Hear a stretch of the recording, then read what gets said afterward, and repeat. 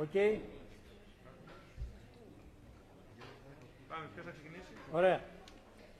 Βασικά θέλουμε να σας ευχαριστήσουμε τους εκπροσώπους των μέσων μαζικής ενημέρωσης για την παρουσία σας στο πρώτο ελληνορωσικό φόρουμ που διοργανώνει ο φορέας Ερμής. Να ευχαριστήσουμε τους αγαπητούς προσκεκλημένους για την παρουσία τους και ο λόγος σε εσάς για ερωτήσεις και πού απευθύνεστε. Ποιος ξεκινάει πρώτος?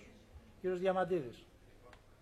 Η ερώτηση είναι προς τον κύριο που είναι ο πρόεδρος των βιομήχανων από την Αγία Πετρούπολη. Η ερώτηση είναι η εξής.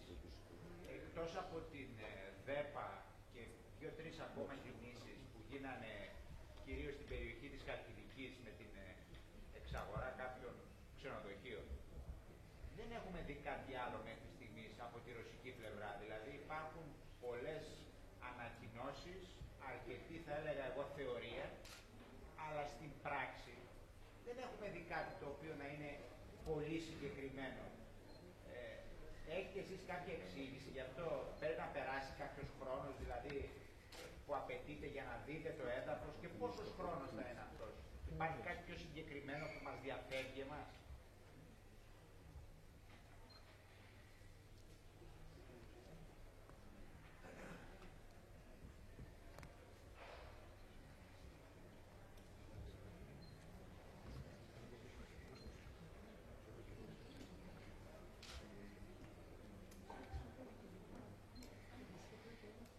Коллеги, может быть, я не очень точно понял вопрос. Δεν ακούμε κυρία μου, έχετε δει κάποιος παρέμβαση? Λοιπόν, δεν έχει καταλάβει καλά την ερώτηση.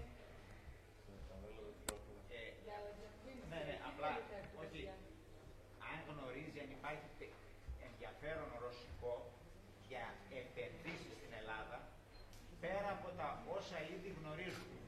Δηλαδή γνωρίζουμε για ΔΕΠΑ, γνωρίζουμε για 2-3 τουριστικές επενδύσεις. Η ΔΕΠΑ είναι δημόσια επιχείρηση αερίου. Πέρα από την επένδυση που γνωρίζουμε για ΔΕΠΑ και για 2-3 τουριστικές επενδύσεις, αν ξέρει για περαιτέρω ρωσικό ενδιαφέρον.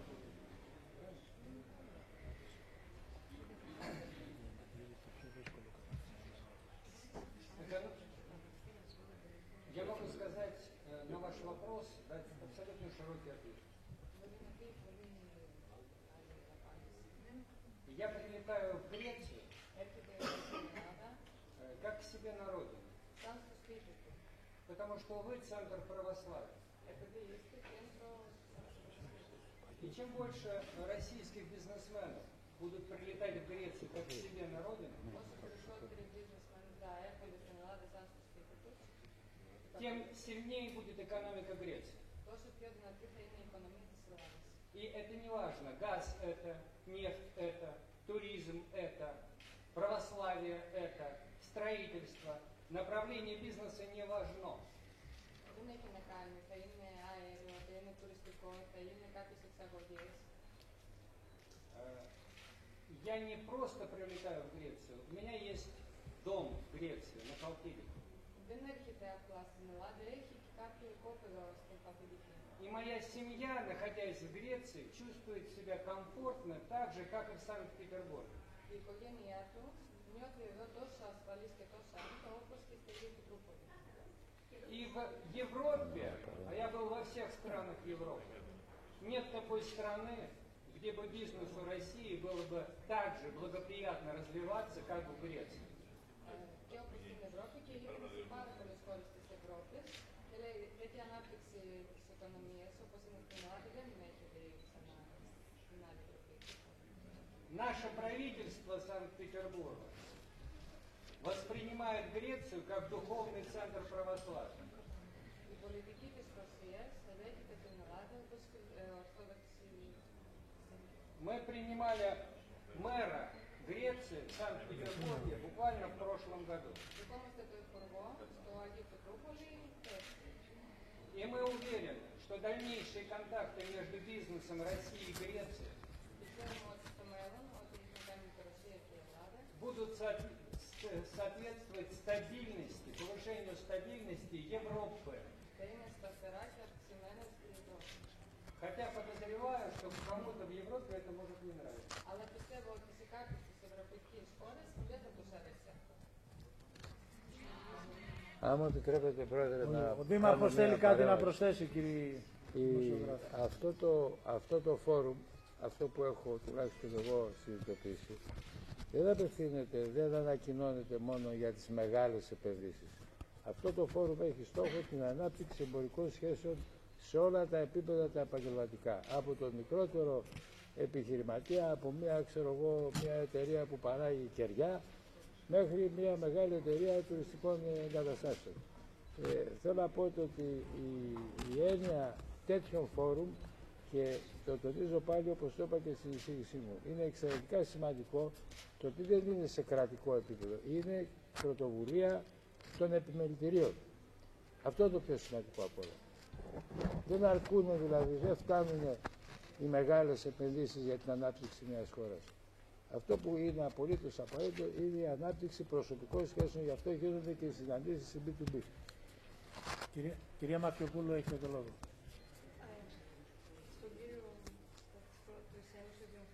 Στον κύριο Σεργέη. Ναι. Γνωρίζετε εσείς συγκεκριμένα για κάποιο πιο έμπρακτο επενδυτικό ενδιαφέρον στη Βόρεια Ελλάδα? Όχι μεγάλες επενδύσεις και μικρότερες. Σε ακίνητα, ξενοδοχεία, οτιδήποτε.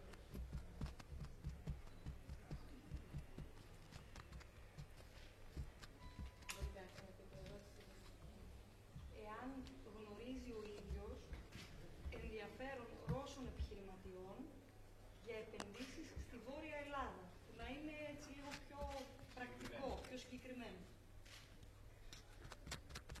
Εσείς θέλετε πληροφορία τώρα, αλλά...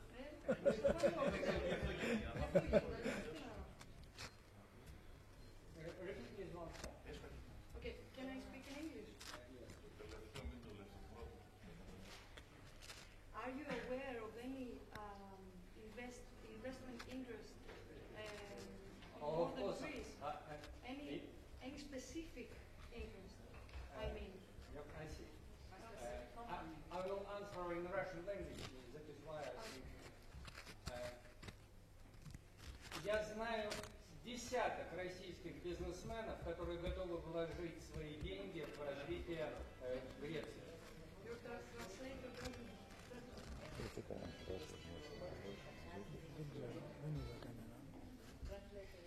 Я знаю десятки российских предпринимателей,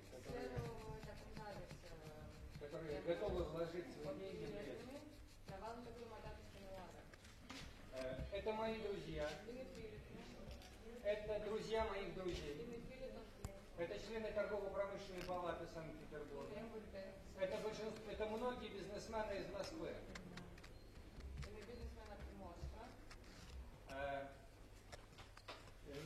Сегодня мы обменяемся информацией, и я надеюсь получить перечень объектов, которые вы собираетесь приватизировать. У нас нет списка того, что вы хотите выставить на продажу.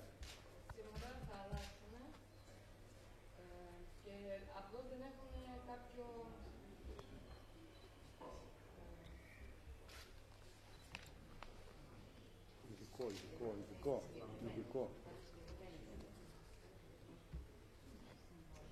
We need an information about all projects that you would like to buy. Information. You mean information? We don't know the information. Поэтому мы хотим, чтобы они открыли офис.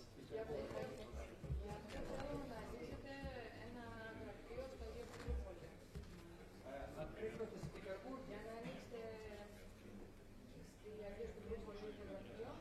И мы передадим эту информацию всем предпринимателям Петербурга. And which sectors do the Russian investors? Any sector. Any sector. We're interested in any sector. Tourism, infrastructure, building, and others. Нефть и газ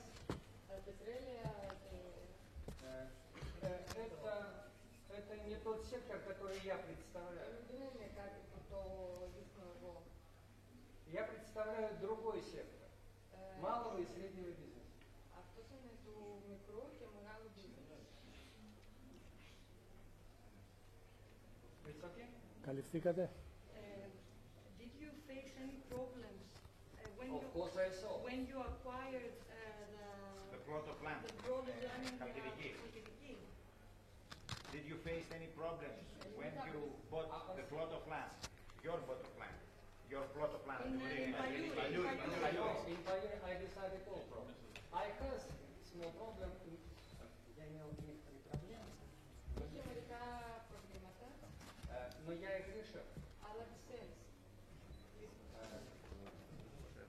Ну, например, Για παράδειγμα, тяжело открывать предприятие со стопроцентным иностранным капиталом на территории Греческой Республики. δύσκολο να ανοίξεις κάποια μαγαζιά στην Ελλάδα, 100% να είσαι σίγουρος. И мы надеемся, что это будет изменено. Και πιστεύω πως θα αλλάξει. Я купил у вас дом в Греции, но я не могу купить машину. Έχω αγοράσει το σπίτι, έχω αγοράσει κόποντα, αλλά δεν μπορώ να αγοράσω αυτοκίνητο. Поэтому я покупаю машину в Германии, Αγοράζω αυτοκίνητο στη езжу в Греции на германских номерах. Κυκλοφορώ στην Ελλάδα με Имею проблемы. πινακίδες και υπάρχουν προβλήματα.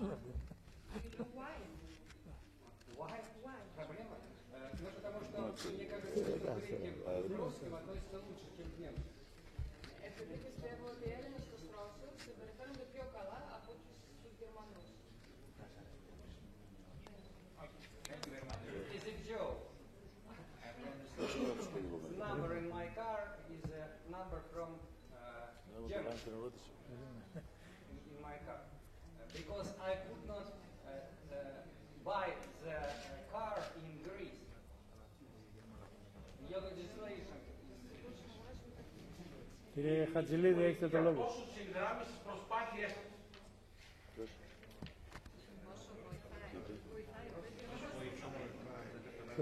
Η ελληνική πολιτεία. να αναπτυχθείτε και να κάνετε τις δουλειές σας στην Ελλάδα.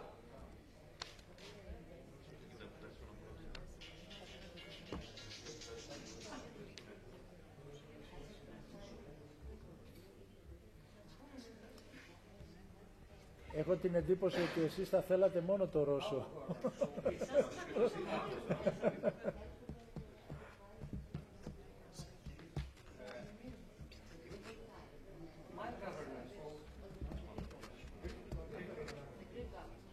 Exactly.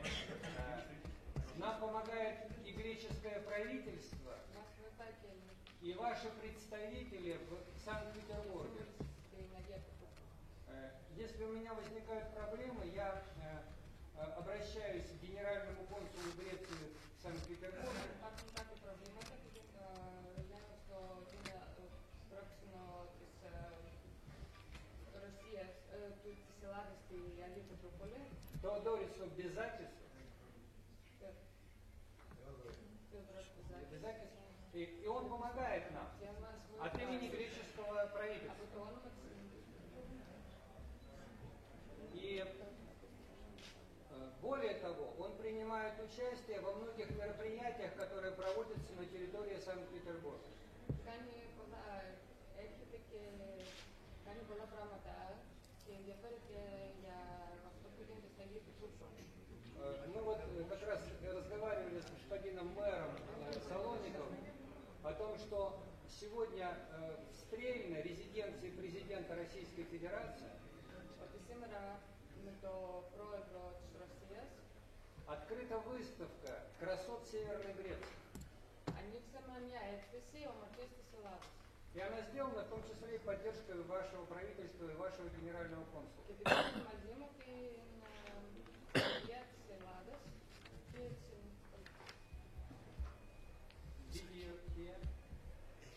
Κύριε Χατζηλίδη, έχετε το λόγο. Καταρχάς, ο Δήμαρχος νομίζω δικαιώθηκε πολύ γρήγορα για το γεγονός ότι πρέπει να μάθουμε όλοι ρώσικα. Ήθελα να ρωτήσω τον Δήμαρχο αν είναι ευχαριστημένος από τη ροή Ρώσων τουριστών στη Θεσσαλονίκη μέχρι σήμερα και αν έχει ένα συγκεκριμένο πλάνο για την προσέλκυση περαιτέρω τουριστών. Γιατί είναι μια αγορά που έχουμε υπόδοξη, Κοίταξε, ο Δήμος, αν είναι συγκεκριμένες δράσεις για να τους προσελκύσουμε. ο Δήμος δεν μπορεί να έχει συγκεκριμένο πλάνο. Αυτοί που πρέπει να έχουν συγκεκριμένο πλάνο είναι οι πράκτορες ταξιδίων, οι ξενοδόχοι, οι εστιατόρες, όλοι αυτοί, η αγορά, αυτοί που υποδέχονται τους τουρίστες. Ο Δήμος αυτά που κάνει είναι πολύ γενικότερα. Τι είναι αυτά που κάνει τα γενικότερα? Ας πούμε το έτος Κυρίλλου και Μεθοδίου. Αυτή η προσπάθεια που κάνουμε να αναδείξουμε τη Θεσσαλονίκη σαν την πόλη από όπου ξεκίνησαν αυτοί οι δύο άνθρωποι, οι οποίοι εν τέλει αγιάσανε και οι οποίοι δώσανε τα φώτα και την Ορθόδοξη πίστη και το αλφάβητο στους Σλάβους 1150 χρόνια πριν. Έτσι. Αυτά είναι αυτά που μπορεί να κάνει ο Δήμος. Από εκεί και πέρα μπορεί να παρακινήσει τους επαγγελματίες να αναπτύξουν πακέτα ενδιαφέροντος και βεβαίως αυτό που πρέπει να γίνει περισσότερο από όλα είναι να κάνει τα λεγόμενα farm trips δημοσιογράφων από την Ρωσία στη Θεσσαλονίκη και παράλληλα πιστεύω ότι αυτό θα είναι καθοριστικό. Το άνοιγμα του καταστήματος, του γραφείου καταστήματος της αγιορείτικης εστίας στην Αγία Πετρούπολη νομίζω ότι θα βοηθήσει πάρα πολύ στην Αθήνα. Επιπλέον δεν πρέπει να ξεχνάμε και ότι χθες μάλιστα ήμουνα με τον κύριο Μουζενίδη, οι γραμμές, οι αεροπορικές γραμμές είναι 38 αυτές που ελέγχονται από τον Μουζενίδη προς την Ελλάδα. Θα γίνουν περισσότερες και η Θεσσαλονίκη είναι ένας κύριος προορισμός από όλες αυτές τις γραμμές. Θα λέμε 38 γραμμές είναι από την Κρήτη παντού όπου πάει. Πώς να λέγαμε. Σας ακούμε.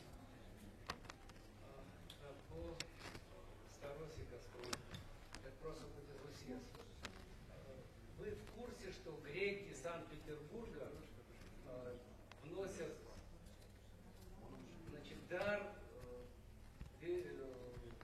мэрии Салоник памятник Кириллу и Мефодию.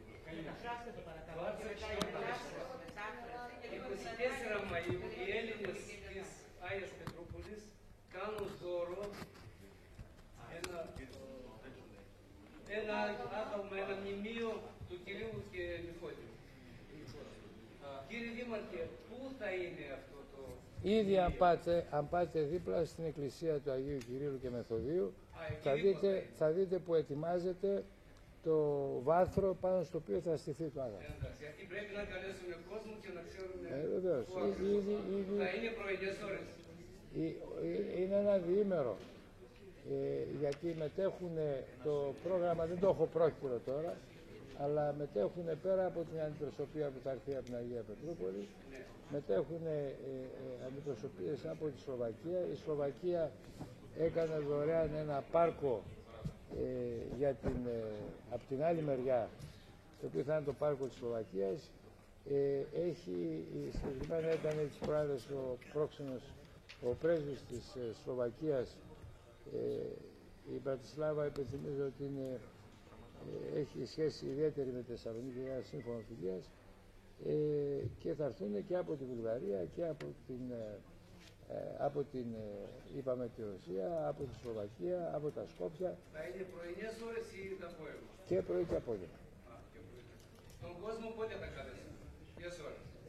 Αυτό θα βγει μέσα στη εβδομάδα αυτή, θα βγει η ανακοίνωση από τα μέσα, δεν θα υπάρχουν ιδιαίτερες προσκλήσεις. Κύριε Στολάκη, έχετε το λόγο.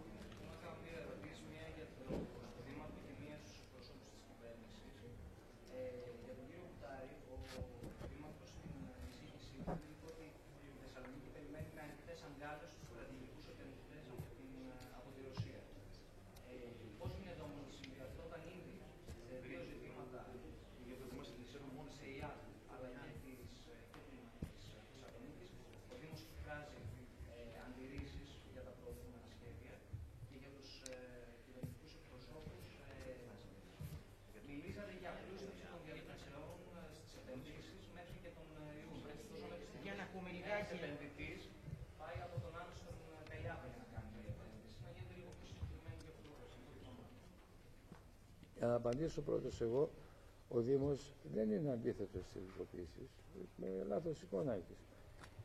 Για μένα την ΕΙΑΔ είπαμε το ότι αυτό το οποίο ενδιαφέρει καταρχήν είναι ποιος και πώς καθορίζεται η τελική τιμή του ρεύματος, του νερού, το κυβικό του νερό. Πώς το πληρώνει, ποιος το πληρώνει, μάλλον ποιος αποφασίζει ποια είναι η τελική τιμή του νερού, διότι και στις δύο περιπτώσεις, είτε είναι ιδιώτης, είτε είναι ο Δήμος ή το δημόσιο, είναι μονοπόλιο.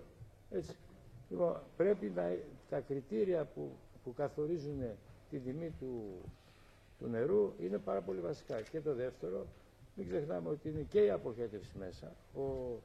Το σύστημα της αποχέτευσης υδρολογικού κανονισμού θέλει πολλές συμπληρώσεις προκειμένου να γίνει σωστό. Και το άλλο είναι ποιος κάνει τις επενδύσεις. Ποιος δηλαδή θα κάνει τις επενδύσεις που είναι απαραίτητες για την ανάπτυξη του δικτύου και ποιος πληρώνει τις συντηρήσεις και το καθεξής. Για το λιμάνι, προφανώς δεν είμαστε εναντίον της παραχώρησης, είμαστε εναντίον της πώλησης του 50% των μετοχών. Αλλά το λιμάνι είναι απολύτως απαραίτητο να περάσει στα χέρια διαχειριστών, οι οποίοι έχουν διεθνές δίκτυο. Αυτό δεν μπορεί να συνεχίσει αυτή η κατάσταση που υπάρχει σήμερα. Αυτό που είπαμε για το λιμάνι είναι ότι υπάρχει για το λιμάνι, έχει βγει από το Υπουργείο Εμπορικής Ναυτιλίας, έχει βγει ένα master plan που πρέπει να υποβάλει κάθε λιμάνι. Στο master plan αυτό πρέπει να περιγράφονται οι αμιγώς λιμενικές χρήσεις και οι θεσαίες εγκαταστάσεις. Ο Δήμος Θεσσαλονίκης διεκδικεί από την αρχή, διεκδικεί την ιδιοκτησία του πρώτου προβλήτα, διότι εκεί έχουν γίνει καταρχήν ένα σωρό επενδύσεις σε πολιτικής πρωτεύουσας, οι οποίες είναι καθαρά πολιτιστικού χαρακτήρα, δεν έχουν σχέση με γενικό χαρακτήρα. Το δεύτερο, από ό,τι φαίνεται, δεν εξυπηρετούν οι δυνατότητες αυτού του παλιού λιμανιού, δεν εξυπηρετούν οποιαδήποτε λιμενική κατάσταση. Και αυτό συμβαίνει σε όλα τα παλιά λιμάνια στον κόσμο. Το παλιό λιμάνι, το οποίο είναι φτιαγμένο για εστιοφόρα, μεταφέρεται και γίνεται ένα κομμάτι της πόλης. Αυτή είναι η θέση μας και είναι απολύτως ξεκάθαρη. Δεν είναι εναντίον των ειδικοποιήσεων, προς Θεού. Κύριε Σιμόπουλε, κυρία Καρακόλη, καταρχήν, εκείνο που θέλω να τονίσω είναι ότι ανάπτυξη σημαίνει επιχειρηματικότητα, καθαρά επιχειρηματικότητα. Άρα, ειδικά για τη Θεσσαλονίκη, οι παραγωγικοί φορείς της πόλης που εκφράζονται και μέσα από τα επιμελητήρια έχουν να παίξουν σημαντικό ρόλο. Ο Δήμος μπορεί να είναι συντονιστής και μπροστάρης σε αυτή την προσπάθεια και έχει λοιπόν σημαντικό ρόλο. Έρχομαι τώρα στα θέματα των παραχωρήσεων στην πόλη. Εκείνο που θέλω να πω ότι θέλει προσοχή, γιατί ακόμη και σωστές παρεμβάσεις ή καλών προθέσεων παρεμβάσεις μπορεί να δημιουργήσουν ένα πλαίσιο και να μην προχωρήσουν παραχωρήσεις και σε λίγα χρόνια να χτυπάμε το κεφάλι μας όπως το χτυπάμε τώρα, γιατί δεν προχώρησε η παραχώρηση του λιμανιού της Θεσσαλονίκης. Θυμίζω τους ανθρώπους που ήταν στα κάγκελα. Για την ΕΙΑΔ τώρα, προϋπόθεση για την παραχώρηση είναι η ύπαρξη μιας ανεξάρτητης αρχής υδάτων. Δεν μπορεί να γίνει παραχώρηση. Αυτή λοιπόν η ανεξάρτητη αρχή υδάτων, το ρόλο αυτής της ανεξάρτητης αρχής, στη φάση αυτή παίζει η ειδική γραμματεία υδάτων, η οποία είναι στο ΙΠΕΚΑ. Είναι αυτή η οποία θα κανονίσει, θα καθορίσει και την τιμή πώλησης του νερού. Η εταιρεία η οποία θα πάρει την παραχώρηση θα αγοράζει το νερό. Άρα λοιπόν μέσα στα πλαίσια της διαπραγμάτευσης είναι η τιμή του νερού και ταυτόχρονα ο τρόπος με τον οποίο θα γίνεται η συντήρηση ή η ανάπτυξη των δικτύων. Αυτά τα πράγματα έχουν λυθεί. Όσον αφορά το λιμάνι, οι αιτιάσεις του Δημάρχου έχουν βάση, αλλά πάλι λέω προς Θεού να βλέπουμε προς τα που κινούμαστε, να βάλουμε πλάτη να προχωρήσει μία παραχώρηση η οποία ουσιαστικά θα αλλάξει το οικονομικό περιβάλλον στην πόλη για δεκαετίες. Το διακύβευμα είναι εξαιρετικό, ίσως θα πρέπει όλες αυτές οι αιτιάσεις να συζητηθούν. Εκείνο το οποίο μετράει άμεσα είναι να προχωρήσει η παραχώρηση. Όσον αφορά την ερώτηση για τον επενδυτικό νόμο. Είναι ένας επενδυτικός νόμος ο οποίος ψηφίστηκε πρόσφατα. Πραγματικά μειώνει τη γραφειοκρατία. Μένει να δούμε πραγματικά σε real-time χρόνο και όσο θα ενεργοποιείται πιθανά προβλήματα. Είμαστε εδώ για να τα λύσουμε. Πάντως, δεν είναι τυχαίο ότι η Ελλάδα τους τελευταίους μήνες σε επίπεδο ανταγωνιστικότητας, δικτών ανταγωνιστικότητας, όσον αφορά ακόμη και στη μείωση της γραφειοκρατίας για επενδύσεις, έχει κάνει πολύ σημαντικά βήματα. Σας παραπέμπω σε διαφόρους διεθνείς δείκτες. Εγώ θα ήθελα μόνο κάτι να συμπληρώσω στο συγκεκριμένο κομμάτι. Θεωρώ ότι όσον αφορά το κλίμα των επενδύσεων, εκείνο που χρειάζεται πρώτα απ' όλα και αυτό για το οποίο καταβάλει τεράστια προσπάθεια είναι η αποκατάσταση της εικόνας της χώρας στο εξωτερικό. Ήδη έχει αυτό που βγαίνει προς τα έξω ότι υπάρχει όλοι πλέον σε παγκόσμιο επίπεδο είναι ότι η Ελλάδα έχει αρχίσει να βαδίσει με σταθερά πλέον στον χώρο του επιχείρου. Γιατί για να δει να επενδύσει κάποιο στη χώρα πρέπει να αισθάνεται ότι υπάρχει μια σταθερότητα στην οικονομία. Και θα ήθελα να πω ότι αυτή την αλλαγή τη εικόνα είναι κάτι που το εισπράττουμε μέρα με τη μέρα ακόμα περισσότερο. Αλλά έχουμε και έναν πρωθυπουργό ο οποίο πραγματικά σε κάθε βήμα προστάζει και κυνηγάει αντίστοιχε επενδύσει. Η ανάπτυξη δεν είναι κάτι που έρχεται με ένα μαγικό ραχτή, έρχεται με προσπάθεια όλων μας. Και η θέση που βρίσκεται τώρα και στο κομμάτι στο συγκεκριμένο φόρουμ, το ελληνοβασικό, το πρώτο ελληνοβασικό φόρουμ, η ανάπτυξη δεν έχει να κάνει μόνο με τις επενδύσεις του συστήματος. Έχει να κάνει ουσιαστικά και με την εξωστρέφεια ακόμη και των μικρομεσαίων επιχειρήσεων. Την έννοια της εξωστρέφειας προσπαθούμε να την περάσουμε πλέον σε όλο τον επιχειρηματικό κόσμο. Πολύ βασικό σημείο είναι για το επενδυτικό κλίμα η κατάσταση της οικονομίας της χώρας. Κύριε Περδικά.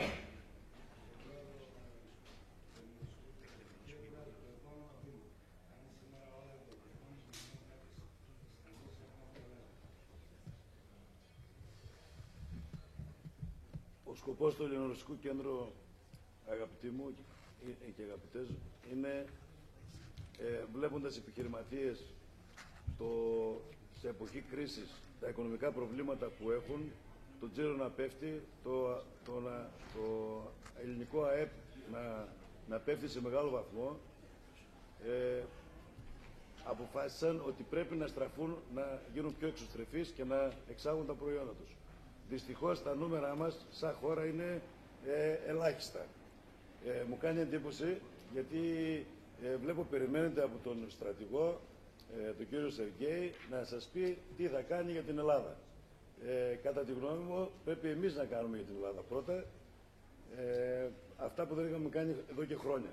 Όταν εξάγουμε μόνο 300 εκατομμύρια στην φίλη Ρωσία, πρέπει να τρέξουμε, να δουλέψουμε, ώστε αυτά να πολλαπλασιαστούν, γιατί σας έδειξα στοιχεία ότι κάναμε εισαγωγές και 4 δισεκατομμυρίων ευρώ φυσικού αερίου και άλλων από Ρωσία. Που σημαίνει ότι θα μπορούσε να γίνει μια συμφωνία μαζί με το αέριο που αγοράζουμε ή το πετρέλαιο, θα μπορούσε να εξάγουμε μια διακρατική συμφωνία. Ξεκινήσαμε 3 επιμελητήρια και σήμερα είμαστε 20 επιμελητήρια. Μην μιλάμε για τη Θεσσαλονίκη, γιατί αν μιλάμε μόνο για τη Θεσσαλονίκη, την οποία αγαπάμε και βλέπουμε ότι αναπτύσσεται μέχρι να μπλοκάρει σε ένα σημείο. Ναι, είναι 20 επιμελητήρια τα οποία έχουν κοινά προβλήματα. Και αν δεν τρέξουμε όλοι μαζί, ποια είναι αυτά τα προβλήματα? Δεν έχουν τζίρο, δεν έχουν ρευστότητα. Με τη Ρωσία πρέπει κατά τη γνώμη μας να εκμεταλλευτούμε τα πλεονεκτήματα που έχουμε. Δηλαδή, μπορούμε σε μια χώρα που μας αγαπάει, γιατί έχουμε ίδιο θρήσκευμα και είναι πάρα πολλά εκατομμύρια, μπορούμε να αναπτυχθούμε. Όμως, επίσης έχουμε τη θάλασσα, την οποία αγαπούν. 500.000 μας είπαν πρόπερση. Πέρυσι 800, φέτος 1 εκατομμύριο, δηλαδή ο ρυθμός αυξάνεται. Αυτό πρέπει να το βοηθήσουμε και να το εκμεταλλευτούμε. Δηλαδή, να τους φερθούμε σωστά, να έχουμε χαμηλές τιμές, να είμαστε καθαροί και να τους δείξουμε και τις άλλες αρετές που έχουμε σαν επιχειρήσεις και σαν Ελλάδα. Τα προβλήματά μας ποια είναι? Οι επιχειρήσεις Μόνοι τους ξεκίνησαν. Δυστυχώς δεν είχαν μαζί τους την πολιτεία. Στην πορεία χαιρόμαστε πάρα πολύ γιατί σήμερα έχουμε τους γραμματείς. Δυστυχώς δεν είχαμε από το Υπουργείο Τουρισμού και ευτυχώς σήμερα η κυρία Κεφαλογιάννη μας έστειλε ότι συμμετέχει. Αν όλοι μαζί λύσουμε τα προβλήματα που έχουμε, γιατί να έρθει ο Ρώσος να επενδύσει όταν εμείς έχουμε φόρο πάρα πολύ ψηλό? Αν θα πάει σε μια άλλη παραπλανή χώρα. Αυτά τα προβλήματα δεν λύνονται μόνο με αγάπη. Λύνονται με αποφάσεις. Πρέπει να τους δώσουμε το κατάλληλο περιβάλλον. Από τις τελευταίες χώρες είμαστε όσον αφορά το περιβάλλον και φορολογικά. Πρέπει να τους δώσουμε το περιβάλλον, την αγάπη, τις τιμές, όλα αυτά εδώ πέρα που πρέπει να δώσουν κάποιοι, να δώσουν οι Έλληνες ή οι επιχειρήσεις για να έρθουν οι Ρώσοι να επενδύσουν. Αν αυτά τα κάνουμε, τότε πάρα πολύ γρήγορα θα έχουμε πολύ αύξηση στα νούμερα. Ο κ. Γενικός Γραμματέας είπε ότι είμαστε χαρούμενοι για την αύξηση των στοιχείων.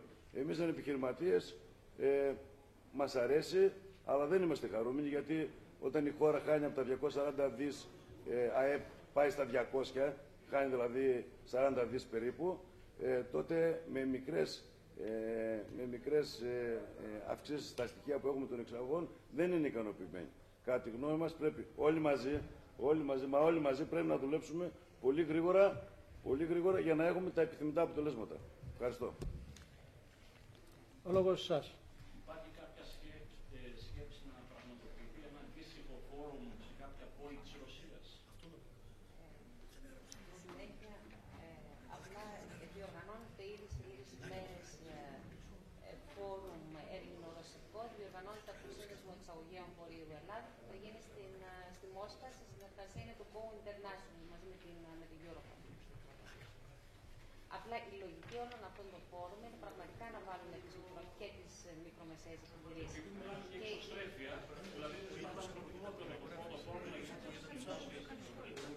Επειδή έγινε πρώτα εδώ, γιατί ήταν προγραμματισμένο. Βέβαια, θεωρούμε ότι όλα αυτά τα φόρουμ, τα οποία βέβαια εκτός από ενημέρωση, συνδυάζονται στη συνέχεια και με επιχειρηματικά ραντεβού, θα δώσουν τη δυνατότητα για περαιτέρω συνεργασίες. Εν τω μεταξύ, η λογική μας ουσιαστικά είναι ότι η εξωστρέφεια στηρίζεται σε υγιείς επιχειρήσεις, στοχευμένες αγορές και πλέον σε επιχειρηματικό κόσμο που έρχεται κοντά. Και συμβαίνουν όλα αυτά μέσα από μια εθνική στρατηγική. Όσο περισσότερα φόρουμ τέτοιου είδους γίνονται και όσο πιο πολλές επιχειρηματικές συναντήσεις γίνονται, σίγουρα θα είναι καλύτερο το αποτέλεσμα. Όπως είναι καλά, βέβαια, να βάλουμε και καινούριους κλάδους, να μην μείνουμε και στους παραδοσιακούς κλάδους συνεργασίας. Υπάρχουν πάρα πολλοί κλάδους στους οποίους μπορούμε να συνεργαστούμε. Ζητήστε το λόγο, παρακαλώ. Πριν ένα χρόνο, εδώ στη Θεσσαλονίκη ήταν εκπρόσωπος ενός μεγάλου Έλληνα επιχειρηματία, του Φιλαρέτ Κάλτσα. Και είπε ότι εάν υπάρχει ευκαιρία για ειδική βίζα, θα μπορούν 3-4 μεγάλες εταιρείες όπως είναι το Gazprom, το Euroцement του Κάλτσα, να στείλουν κάθε χρόνο 2 με 3 εκατομμύρια τουρίστες στην Ελλάδα. Γίνεται τίποτα για αυτό το θέμα. Κυρία Καρακόλη. Μια ειδική βίζα όπως είναι η Τουρκία, η Αίγυπτος που έρχεται στα σύνορα με $20 αγοράς βίζα και μπαίνει στη χώρα. Κάτι παρόλο. Καταρχήν, όσον αφορά το θέμα της άδειας εισόδου για τις βίζες, έχουν απλουστευτεί πλέον όλες αυτές οι διαδικασίες. Σκεφτείτε ότι επειδή αντιλαμβανόμαστε ότι για να έρθει κάποιος στην Ελλάδα, το πρώτο είναι να μπορεί να εξασφαλίσει ήδη την είσοδό του στη χώρα. Ήδη με εντολή και του Υπουργού έχουν γίνει πολύ πιο σύντομες αυτές οι διαδικασίες. Από ό,τι ξέρω από τις πρεσβείες μας, 48 ώρες μπορεί κάποιος αντίστοιχα να πάρει την βίζα και μάλιστα ειδικά όταν πρόκειται και για επιχειρηματικές αποστολές ή όταν υπάρχει επιχειρηματικό ενδιαφέρον, οι πρεσβείες μας κάνουν όσο το δυνατόν πιο γρήγορα. Βέβαια, ας μην ξεχνάμε ότι υπάρχει το θέμα Σέγγεν, που πλέον είμαστε στη διαδικασία. Το γνωρίζω όμως, υπάρχει ειδική βίζα. Να μπει μόνο στα σύνορα της Ελλάδας και όχι παρακάτω. Να μην πάει στη Γερμανία ή στη Βουλγαρία ή κάπου άλλο. Ήδη σας απάντησε η Γενική. Ήδη ο χρόνος αυτός για τον έλεγχο είναι πάρα πολύ. Όχι. Μην το παίρνετε έτσι. Επιτρέψτε μου, κυρία Καρακόλη. Και οι Έλληνες επιχειρηματίες πιέζουν προς αυτή την κατεύθυνση, γιατί οι πρώτοι που θα ωφεληθούν, να είστε σίγουρος, θα είναι οι Έλληνες επιχειρηματίες. Προσπαθούμε να βρούμε λύση έτσι όπως ακριβώς την περιγράψατε. Και βρισκόμαστε σε καλό δρόμο. Υπάρχει δυνατότητα, σίγουρα θα έχουμε σύντομα αποτελέσματα. Κυρία Καρακόλη, νομίζω. Ναι, κυρία Τριάδα, έχετε το λόγο.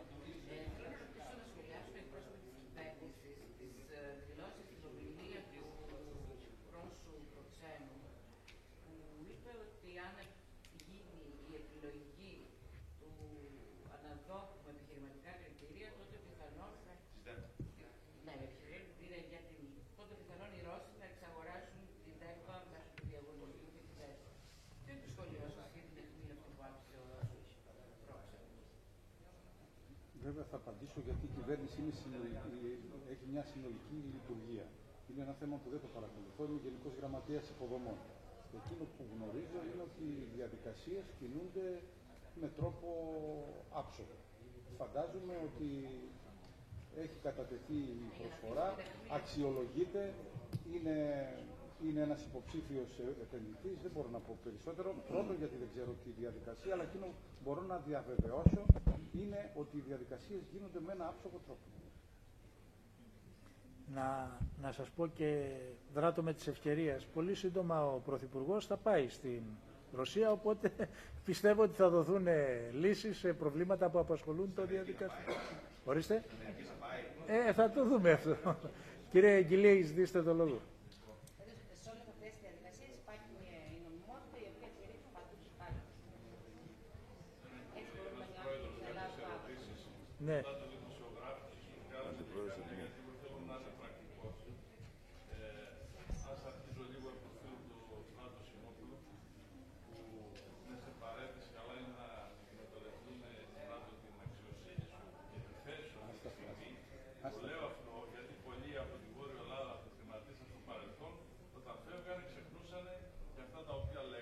Τι γίνεται με τον δρόμο της Χαλκιδικής. Γιατί κύριε Μουστάρη, εγώ μιλάω πάντα η Χαλκιδική ως κεντρική Μακεδονία και έτσι πρέπει να τοποθετούμε, διότι ο ένας νομός αντισυμπληρώνει τον άλλον. Και η Θεσσαλονίκη, όχι η Χαλκιδική, αλλά και η Χαλκιδική, η Θεσσαλονίκη, η Πυρή κτλ. Χαίρομαι ιδιαίτερα για το αεροδρόμιο, οποίο θα υπάρχει μια επέκταση, αλλά να δούμε πώς θα έχουμε και περισσότερες γραμμές ξένων εταιριών, διότι σήμερα για να πάμε π.χ. στην Βρυξέλλες, στη Σερβία, πρέπει να περάσουμε μέσω Μερικιανών. Για το λιμάνι χαίρομαι ιδιαίτερα που είμαστε υπέρ του νέου επενδυτή και πρέπει να γίνει κάτι και χάσαμε άσκοπα τότε εκείνους τους αγώνες και κάποιες επιχειρήσεις δυστυχώς το χέψανε. Και επίσης πράγμα αυτό που είναι ουσιαστικό είναι ο σιδηρόδρομος. Διότι ένα μεγάλο κόστος, μιλάμε για εξαγωγές, είναι η μεταφορά. Και κόστος, αλλά και σε σύντομα, όπως έχουμε κάποια επαφή προϊόντα τα οποία πρέπει να κινηθούν γρήγορα. Είναι πάρα πολύ δύσκολο. Αναφέρω και ένα παράδειγμα προσωπικό για το κόστος. Εξάγω τα προϊόντα του κλίματος. Πρέπει να δεν μεταφορούν στη Θεσσαλονίκη, να μεταφερθούν στο λιμάνι του Πειραιά και από εκεί να πάνε στο κλίματος. Που σημαίνει ένα κόστος μεγαλύτερο και ώστε να μην καταστούν τις ελληνικές επιχειρήσεις και δικαίωμα αυτό ότι μπορεί Ελλάδα να τραγωνιστικές. Θα κάνω επίσης και κάποιες ερωτήσεις. Κυρία Καρακόλη, μια υπόδειξη γιατί είναι τρεις θα κάνω, ο κ. Σεγγέλη θα τελειώνει και μετά τις απαντήσεις. Θα ήθελα. Αγαπητή μου Μάγδα, επειδή άλλο να τα επισκέπτεσαι και άλλο να τα βλέπεις. Επειδή επισκέφθηκα τη Ρωσία και κατά τη δίκη του Προέδρου και τον Παραγιώτη και τον φίλο μου του Χρήστο, είδαμε την πρεσβεία μας και τα προξενία μας. Είναι, συγγνώμη, σε άθλια κατάσταση. Δεν είχαν να αναστηράσουν ούτε ένα νερό. Το πρόβλημά τους είναι ότι είναι σε μια δύσκολη, όχι μόνο οικονομική κατάσταση, να έχουν ωραία κτίρια. Προσπαθούν και όπως είπες καλώς, έχουν και το βράδυ για να εξυπηρετήσουν τις πίζες, έχουν ένα τεράστιο παράδειγμα. Ότι είχαν κάποιους προσώπους, ο οποίος το ελληνικό κράτος πρώτα απ' όλα έκοψε αυτούς και τους έδιωξε, αντί να κόψει τους επίορκους Έλληνες εδώ υπαλλήλους και τεμπέληδες, κάποιους και έκοψε στο εξωτερικό. Αυτό συμβαίνει και στη Βουλγαρία που ήμουν τις προάλλες, που πήγανε κάποιοι άνθρωποι που μιλούσαν τη βουλγαρική γλώσσα. Σήμερα δεν υπάρχουν στους πρεσβείες μας άνθρωποι που να μιλάνε την γλώσσα εκεί για να εξυπηρετήσουν τον κόσμο. Ο κύριος Σεργέη, αν θυμάται ο πρόεδρος του Περιφέρειου Χαλκιδικής, μας φιλοξένησε και ευχαριστούμε πάρα πολύ. Εξάλλου είναι και Δεν καταλαβαίνω. το σπίτι του. Θα σας εξηγήσει γιατί. Λοιπόν, δύο πράγματα αντιμετωπίσαμε εκεί και ίσως κάτι πρέπει να κάνετε με την κυβέρνηση για να διορθωθούν. Γιατί πραγματικά εμείς θέλαμε σαν εμείς να κάνουμε αυτό το μεγάλο εμπορικό κέντρο, περίπου των 500 τετραγωνικών. Είχαμε βρει 60 ελληνικές επιχειρήσεις του Βορείου Ελλάδος για να επενδύσουν, αλλά συναντήσαμε δύο πράγματα τα οποία είναι σημαντικά για έναν επενδυτή. Μπορεί να είστε μια μεγάλη χώρα, αλλά έχετε εσείς, για να μην νομίζουν μόνο η Ελλάδα ότι έχει τα προβλήματα. Ένα είναι το θέμα των μισθωτηρίων, όπου συζητήσαμε και όποιο κτίριο μας άρεσε και βρήκαμε μια λύση. Δεν μας κάναν συμβόλαιο πάνω από ένα χρόνο, διότι όπως ξέρετε και εσείς, όταν είναι κάτω από χρόνο δεν πάει στην εμπορία, άρα ο ιδιοκτήτης δεν πληρώνει εμπορία και δεν του συμφέρει να κάνει παραπάνω. Και το αναστατικό ήταν ότι όταν είπαμε εντάξει για ένα χρόνο, τον επόμενο χρόνο η άμεση πόσο θα είναι, 5, 10, 50, η απάντηση ήταν ναι, θα δούμε, μπορεί και 50. Αυτό είναι αναστατικό. Αναφέρθη σε στέλεχό σας κυβερνητικό, ο οποίος ήταν και πρεσβευτής στην Κύπρο και ήξερε τα ελληνικά, απλώς πράξαμε ένα χαμόγελο. Πρέπει να λυθεί αυτό για να μπορεί να επενδύσει κάποιος. Ευχαριστούμε κύριε Κιλή. Και ένα άλλο τελευταίο Παναγιώτη, συγγνώμη κιόλας, αλλά είναι πραγματικότητα, είναι οι προδιαγραφές για τα προϊόντα. Καμία εταιρεία εκεί που συζητήσαμε και στην Δημόσια και στην Αγία Πετρούπολη δεν δέχεται τα προϊόντα top, τα θέλει chip, δηλαδή τα θέλει να παραδοθούν εκεί που περάσουν τα τελωνία. Υπάρχει πρόβλημα με τις προδιαγραφές. Έχετε άλλες προδιαγραφές, τελείως διαφορετικές στην Ευρωπαϊκή Ένωση, δεν δέχεται της Ευρωπαϊκής Ένωσης.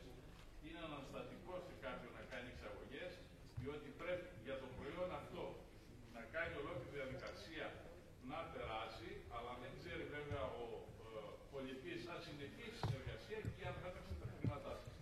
Ίσως κάνει την νέα παρέμβαση να ταιριάζουν λίγο οι προδιαγραφές. Εγώ πιστεύω ότι δεν θα μπορέσει να σου απαντήσει ή κατηδίαν να μπορέσει και να σου απαντήσει. Εντάξει. Ωραία. Να δώσουμε το λόγο για απαντήσεις τώρα. Οι απαντήσεις θα είναι δυσανάλογες ως προς το χρόνο.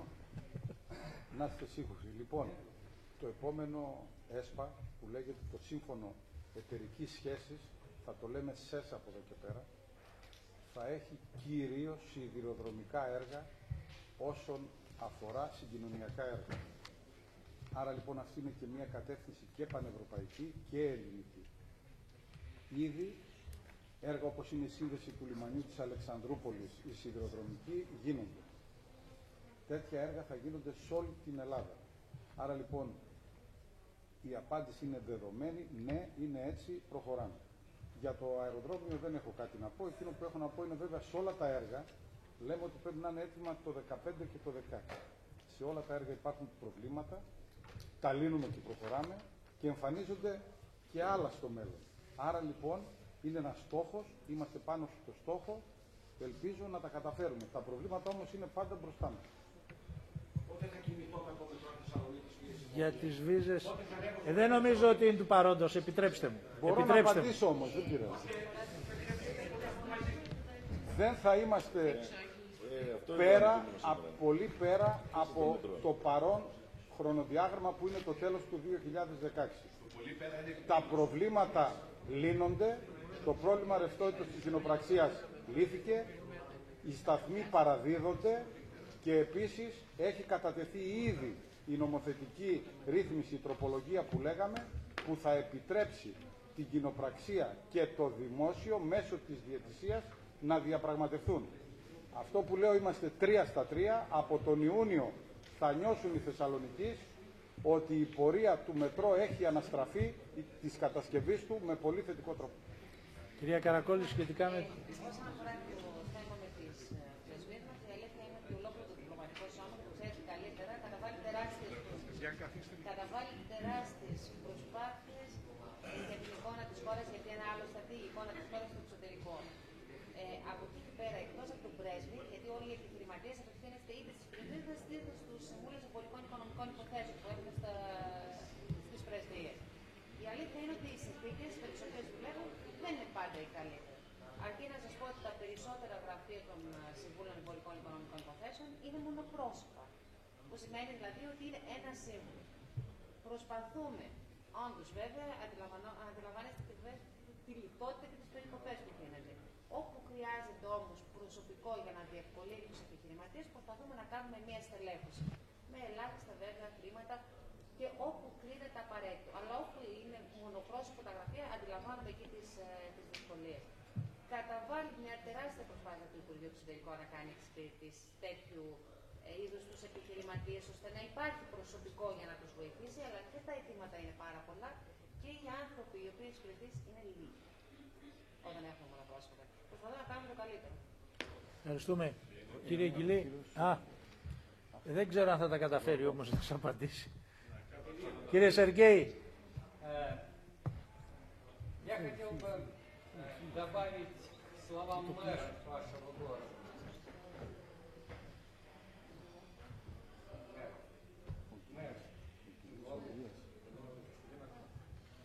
Не только греки должны учить русский язык,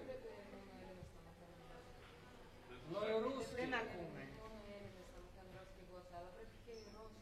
Но и русские должны учить греческий. Моя жена уже учит 3 года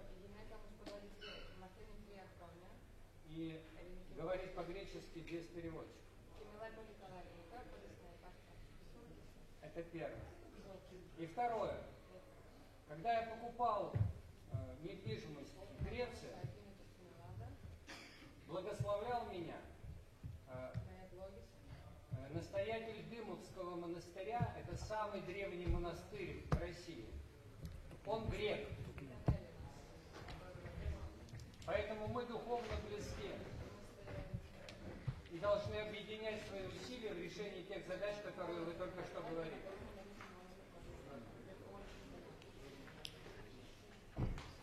Ευχαριστούμε πολύ για την παρουσία σας και τους προσκεκλημένους. Να είστε καλά.